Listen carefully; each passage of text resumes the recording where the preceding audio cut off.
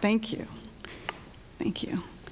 I have to tell you, this morning when I was getting ready, in typical fashion, I double booked.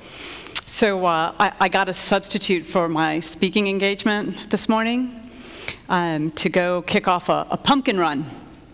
My substitute's 11. She's a size small.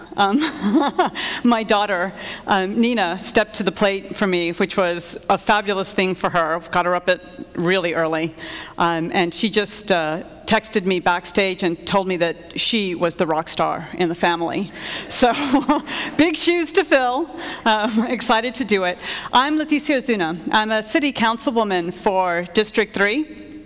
I'm also a software entrepreneur, a cybersecurity expert, and a fifth-generation San Antonian. My family, they worked at the old Portland Cement Company way back at the turn of the century. They poured the concrete that went into the tall buildings downtown. They worked at the Texas Highway Department in the 50s and 60s. They helped design the interstate highway system that connects San Antonio to the rest of Texas and to the nation. And today, a lot of my family works in information technology. We write software solutions that connect the citizens of San Antonio to the rest of the world. And it's kind of along those lines. That's why I want to talk to you. I want to share my passions with you. One of my passions is the history of San Antonio. I love this city. Another one of my passions is digital future, what lies in store for us. And the last is something very new. I call it the San Antonio Area Broadband Network. And I want to start with a story. And it's the story of the San Antonio water systems. But back in the day, it was called the Waterworks. And it was founded by a man named George W. Brackenridge. Pretty incredible guy. He brought in the state-of-the-art pumps to put at the headwaters of the San Antonio River to pull out fresh, clean water so that the citizens and the businesses of San Antonio would have access and be able to grow this city. He did such a great job. He was so vested in the success of the city. Really, we consider him one of our founding fathers. We've got parks, schools, and there's even a statue that looks like him. And it was a great relationship for this city. It worked really well until he sold his stake in the company to an investor group. And that's the stock certificate there to the final resting place for the San Antonio Waterworks. It was a Belgian holding company, really a multinational. Now, can you imagine, you come to City Hall, we're the neighborhood forming along San Pedro or along Zarzamora, and we'd really like a water main. Yeah. Except that control over access, ultimately, the return on investments, all of that, that was held in a boardroom in Belgium, thousands of miles away. Yeah, it was frustrating. It was very frustrating for the citizens. Decades of frustration. You can look it up in the old papers. Editorials, protests, wailing and gnashing of teeth is how I like to think about it. It took a long time, but finally, in 1925, our city had the political will and the capital might to buy back the waterworks. See, because we understood, finally, that access to water, disconnecting people from water, water's not a commodity. Water is infrastructure. It's important to the success of our city. I want to tell you another story.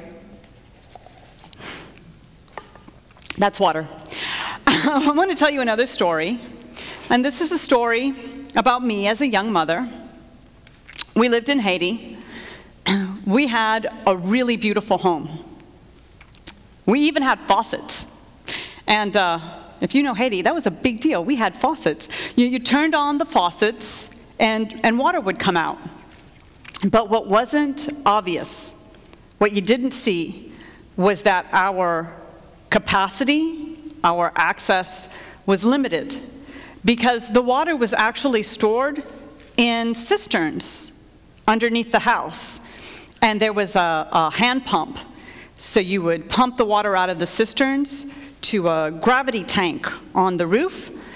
So when you turn the water on, you'd get the illusion of running water, the illusion of access, the illusion of capacity, because the reality was there wasn't even enough water to bathe the baby, my baby. He was really dirty for about a year. And I want to talk to you about capacity and access in another way. And I want to talk to you about it in terms of our digital future. This map is a map that shows broadband access and capacity right now in the city of San Antonio. And I really hope this map strikes a chord with you, because it is very, very similar to another map. That map. This is a map of income distribution in our city. And here's the thing. This center section right here with limited access, that section is where our universities are, our schools, our hospitals, our parks. Think about that. They coincide with limited access, limited capacity, limited options. That map, this map, suggests to me that a lot of us think of broadband access as a commodity, and not just a commodity, a luxury commodity. I don't believe that. And this may surprise you. We already have access here. In the 1990s, CPS, City Public Service, they laid in a fiber optic grid network throughout our city. It's all there. Trouble is, it was never lit up for us. Most of it is under the ground, unlit. San Antonio, 7th largest city in the country, 1.3 million people and counting. Our fiber is unlit. And while our fiber is under the ground, unlit, other cities are lighting up. In Santa Cruz, California, yeah, they did municipal fiber there. Their University of California at Santa Cruz, they're connecting to the Human Genome Project within 6 months. In Irvine, California, their hospitals are participating on their municipal broadband, reaching out into rural areas, providing services, efficiencies, and layers of access never before experienced. And it's not just game changers like that. Let me start telling you about the economics of this. Lafayette, Louisiana, yeah, they have municipal broadband there. Their economy was just tagged the 6th fastest growing economy in the country. And their median income there is way over and above what's happening anywhere else in Louisiana. They even say that that's independent of what's happening in the oil and gas market. Lake County, Florida, 250,000 people. Their economy grew 100% from the day that they turned on their fiber to today. And Chattanooga, Tennessee, they're doing gigabit access to the home. They are expected to realize $350 million worth of social benefits and 2,600 jobs in the next 10 years. A lot of people say that's a conservative estimate. 500 municipalities in the country are turning on their municipal broadband. So, I know, how do we get from here to there? Here's what we need to do. What we need to do, first of all, is to decide, as a citizenry, that access is not a luxury commodity. That access is infrastructure. That access is about emerging markets, it's about local economic development, it's about health, it's about education. In the end, access is really about equity. I want to leave you with one last story. It's the story of the Mission Library. It's the newest library in the San Antonio Public Library system. It's on the South Side. It's one of the few places on the South Side with free, open internet access. It's Thursday night at 8 o'clock, and it's closing. And the librarians are literally shushing the kids out of the library. It's time for them to go.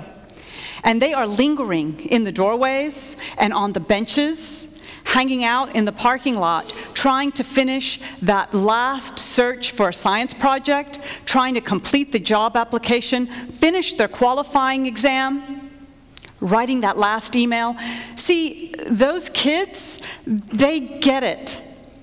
They get it. Access is their digital future. Access, it's not a luxury commodity. Clean water is not a luxury commodity. And that's my dream. That's what I want to do. I want to take my part in my family's legacy, buildings, highways, gigabit access. The San Antonio area broadband network, it's a really, really simple idea. It's about controlling our destiny. Thank you so much. My name is Leticia Ozuna, and I am so pleased to be able to share my passion with you today.